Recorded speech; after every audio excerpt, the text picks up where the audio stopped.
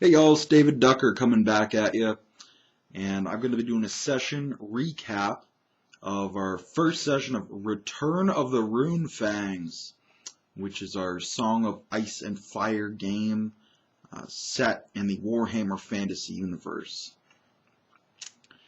So we started out the session in Nuln, City of Bridges, where House Berengar is based.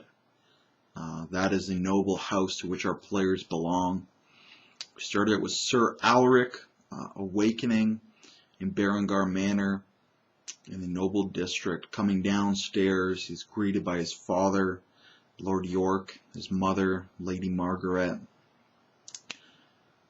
And so he has a little scene. He gets to describe his character, the Veiled Knight. He's, of course, wearing a veil across his face, because his lower jaw was destroyed in a tournament last year by, I believe it was Vincent Grigorenko. May or may not have had a tipped lance. What we do know is whatever kind of lance he was using, it destroyed Sir Alaric's face, his lower jaw, leaving him horribly scarred. So he's come downstairs, greeted his parents, and then we get his older brother coming downstairs, Sir Bernard Berengar, and he gets a much warmer welcome from their father, from Lord York. His favorite son has arrived, yes, and he ushers him out to the waiting carriage. Starts talking to him about the family business, about matters of import. You know, totally walking past Sir Alaric, just ignoring him, which is great. We're running Bernard in full GM player character mode, so that later Alaric can get some comeuppance against him. And I've of course proved this with the player of Sir Alaric. And he's all for it, for getting beat down, so that later he can hit a big comeback. And it'll be more dramatic that way for him. So the family heads out of Berengar Manor into the carriage, and they start heading down the street towards the Grand Cathedral of Sigmar, as it is a holy day of Sigmar. And as they pull up, their wagon, their carriage rather, no mere wagon, but a carriage, is decorated with, in the blue and red of House Berengars, flying their standards as well. Their standard being a ship passing beneath a flaming bridge. Their words, of course, are, "A great ship seeks deep waters." And they arrive at the cathedral. All of the other noble houses are there as well for this holy day. There's House Grigorenko, House Hostetter, House Krus, House Nestel is represented, as well as many others. I'm trying to remember the names of the counts of Wissenland. House Jergar, that's it. They're there too. Everyone is there. So they head into the Grand Cathedral. And Alric's great uncle is there, the brother of his grandfather, who is, of course, Lord York's then uncle. This is, of course, Sir Lewin, the 7-foot tall, one-armed giant, and he is handing out some communion, some sacrament, splashing holy water on the parishioners, for he is a lay priest of Shalia, the goddess of healing and mercy. So High Priest Siegfried, the High Priest of Sigmar, leads the congregation in some hymns before going on to his sermon. His sermon is, of course, about pacifism, because he was a priest of Shalia before he was eventually moved forward into Sigmar's graces, and eventually now has risen to the second highest position in the entire cult of Sigmar. The only man higher, more holy than he, is the high priest of the cathedral in Altdorf. I think they're about 600 miles away. So they have this scene in the cathedral. We see the young knight of House Hostetter has got a lady on his arm, one that Ulrich had previously been courting before his face was destroyed. So Ulrich gets to sit there and seethe and watch his rival take over and usurp his positions. Again, we're hopefully setting him up for a big comeback. Proceeding out after the sermons, they head down. Sir Lewin meets up with them, and they all head down to his and the Three Crowns Inn, which is named after the age of 3 emperors, of course. There they meet Sir Lewin's brother, which is then Sir Ulrich's other great uncle or granduncle. And this is Sir Savage Gideon, who is a red mage of the Bright Order. He's a wizard who commands the power of flame and smoke and heat. He doesn't attend church.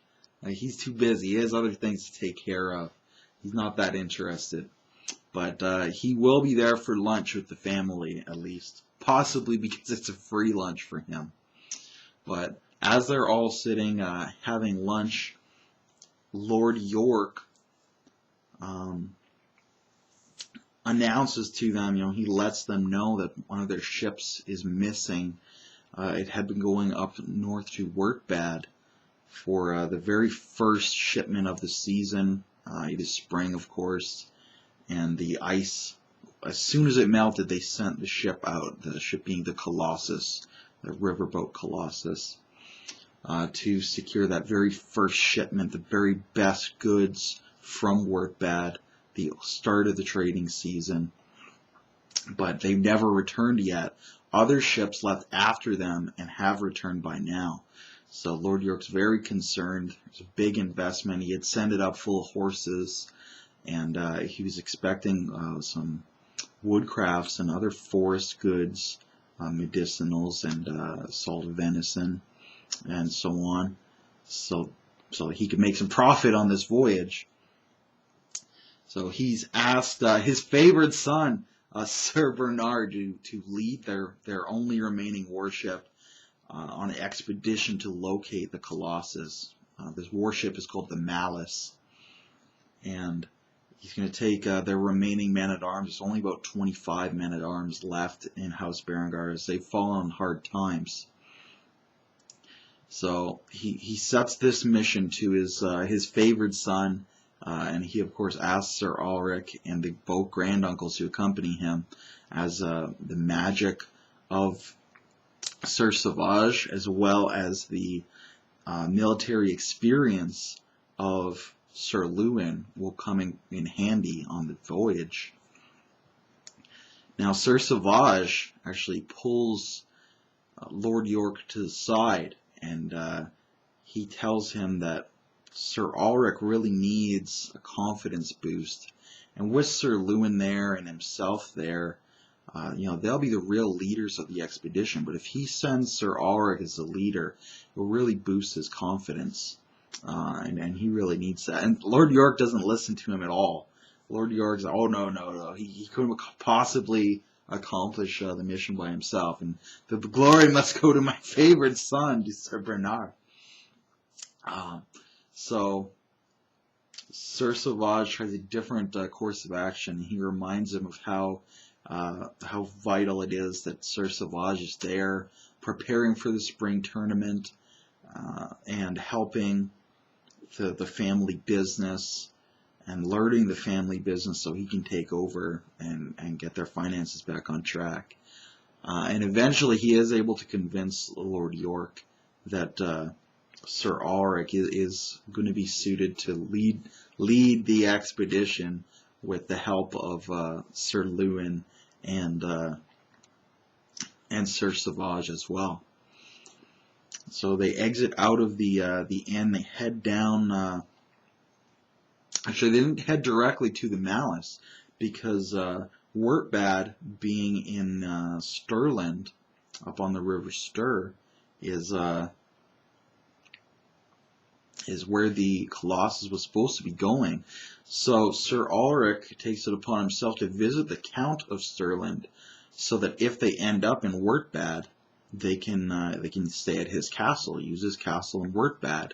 So he asks the Count of Stirland for a letter of introduction to his lady. And the Count of Stirland, of course, is that's Count Detlev Krus. And he says, of course, he'd be very happy to do so. But he also goes on at some length about how his province is plagued by vampires in the east. The vampire counts of Sylvania have been giving him a lot of trouble recently. He's been trying to actually organize a crusade, getting the Black Guard of Mor involved, getting the Temple of Sigmar involved, but because Siegfried, the High Priest, is such a pacifist, he won't commit to a crusade. So he asks Sir Ulrich to help him, knowing that his great uncle, Sir Lewin, is so close with High Priest Siegfried, being a lay priest of Shalia, and with Siegfried being a former priest of Shalia, as the goddess of mercy and healing and pacifism. So Sir Ulrich agrees to this. It sounds like a very worthy endeavor to him, and he convinces Count Detlev that he will definitely be able to convince his uncle to put in a good word and start sounding the battle cry, the rally of a crusade into Sylvania. Count Detlev is of course overjoyed at this news. He writes out the letters. He writes out one letter for his lady, and he also writes one for his daughters, seeing that this is a man of character here, and his daughters are unmarried as of yet. Perhaps one of them might be of interest, Sir Ulrich. Sir Ulrich's kind of taken aback because he's wearing his veil and his face is destroyed. You know, who could want to really be with him? But he takes the letters anyways, and then the group proceeds on to the Malice, the sole remaining warship of House Berengar. They set out along the River Reich. They did stop briefly at Biberdorf as well, actually, and Sir Sauvage put into Biberdorf and was kind of troweling the taverns and the seedy establishments. Now, Biberdorf is right before the Reichwald Forest begins. It's kind of in the Black Mountains. And Sir Sauvage manages to gather some information about the local area. So he gathers the Colossus did head through, which is good. It has not returned, which is bad. But he also gathers that the local thieves guild, which are the bridge rats from Nuln, Nuln being the city of bridges, have been very active lately, and they've been smuggling a drug called the Crimson Embrace. And there are many rumors that they've taken up piracy, riverboat piracy, in the area as well. The Reich being a mighty river, such as you might contrast with the real-life Mississippi. So he does confirm that a member of the Bridge Rats actually moved through on a ship. An empty ship, likely empty because they plan on filling it up with stolen booty, so they're using it as a pirate ship. The bridge rat in question is styling himself as Sir Sixtus Jurger, the bastard son of Giffard Jurger, the Count of Wissenland.